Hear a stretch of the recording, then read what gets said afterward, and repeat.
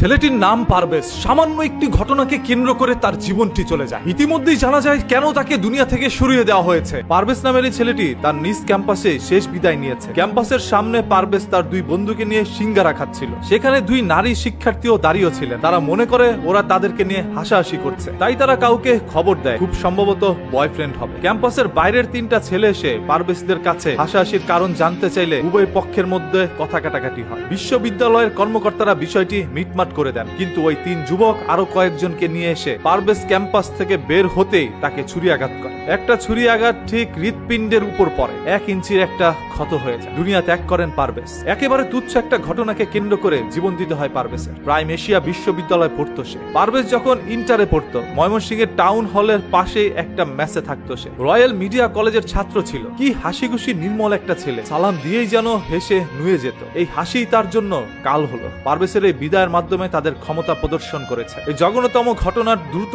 বিচার নিশ্চিত করুন। ভিডিও ফুটেজ আছে অসংখ্য প্রত্যক্ষদর্শীর সামনে। সে চির নিদ্রায় ঘুমিয়ে গিয়েছেন। এখনো তার হত্যাকারীকে গ্রেপ্তার করা হয়নি। সে ঢাবি বুয়েটের ছাত্র না, এই জন্য কেউ চুপ থাকবেন না। সবাই আসামির বিচারের দাবি তুলুন। এই দেশের মধ্যে আবার দাবি না তুললে কারো বিচার হয় না। মানুষের জীবন নেওয়া এই দেশে এতটাই সহজ হয়ে গেল, যে খুশি যার জীবন নিয়ে যাবে। পারভেজের বাবা একজন প্রবাসী। সেই প্রবাসের মধ্যে বসে কঠিন পরিশ্রম করে পারভেজকে তিনি বাংলাদেশের মধ্যে পড়াশোনা করেছেন। মানুষের মতো মানুষ করে গড়ে তোলার জন্যই তার বাবার এই কঠিন পরিশ্রম। তবে আজকে হঠাৎ করে একটি আলো যেন নিভে গেল। পারভেজ তার বন্ধুদের সাথে হাসাহাসি করছিল, আর ওই মেয়েগুলো ভেবেছিল তাকে দেখে পারভেজটা হাসাহাসি করছে, যার কারণে সেই মেয়ের পরিচিত কয়েকটি ছেলেকে ফোন দিয়ে নিয়ে আসে। এসে পারভেজের সাথে বাগবিদণ্ডার মধ্যে জড়িয়ে যায়। কলেজের শিক্ষকরা বিষয়টি মিটমাট করে দিল। কিছুক্ষণ পরে পারভেজ যখন ক্যাম্পাস থেকে বেরোলো, তখনই ওই ছেলেগুলো আরো অসংখ্য ছেলেকে এনে তার উপর ঝাঁপিয়ে পড়ে, নির্মম ভাবে এই দুনিয়া থেকে তাকে সরিয়ে দেয়। ধরেই নিলাম দুইটি মেয়েকে দেখে পারভেজ হাসাহাসি করেছে, এই জন্য একটা জীবন দিয়ে দিতে হবে। ওই মেয়েগুলো কারা, ওই মেয়ের সাথে এই সকল ছেলেগুলোর সম্পর্ক কি, তাদেরকে দ্রুত বের করে আনো। এবং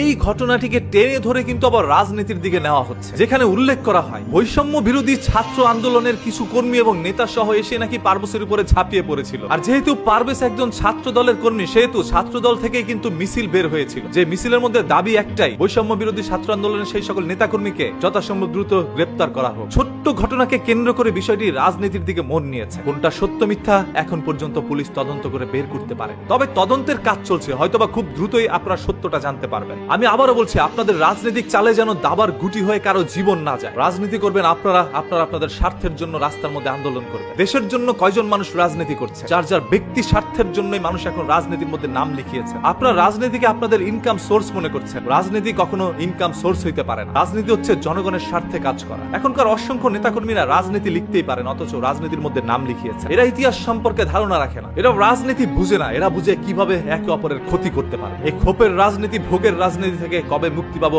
আমরা সাধারণ জনগণ? আজকে পারভেজের জীবন চলে গিয়েছে। আপনারা চাইলেই পারভেজকে পূর্ণ জীবন দিতে পারবেন না। পারভেজ আর কোনোদিন তার মা বাবার কোলে ফিরে আসতে পারবে না। কেন পারভেজ রাজনৈতিক চালের দাবার গুটি হলো? প্রশ্ন অসংখ্য মানুষের। সর্বশেষ কথা একটাই, যে বা যারাই পারভেজের সাথে এরকম একটি ঘটনা ঘটিয়েছে, তার জীবনটা কেড়ে নিয়েছে, সেই সকল মানুষগুলোকে চিহ্নিত করে যথাসম্ভব দ্রুত আইনের আশ্রয় নিয়ে তাদেরকে সর্বোচ্চ শাস্তির দাবি জানাচ্ছি, এবং এই ঘটনার তীব্র নিন্দা জানাই আমরা সবাই। মানুষের জীবন কতটা সস্তা হয়ে গিয়েছে। সামান্য একটি হাসিকে কেন্দ্র করে চলে গেল একটি যুবকের প্রাণ। আর যে সকল মেয়েরা সন্ত্রাসী বাহিনীকে ডেকে নিয়ে আসছিল, সেই সকল মেয়েগুলো আসলে কারা? আবারও বলছি, আপনার রাজনীতির গুটির চাল যেন কোনো পারভেজের জীবন না হয়।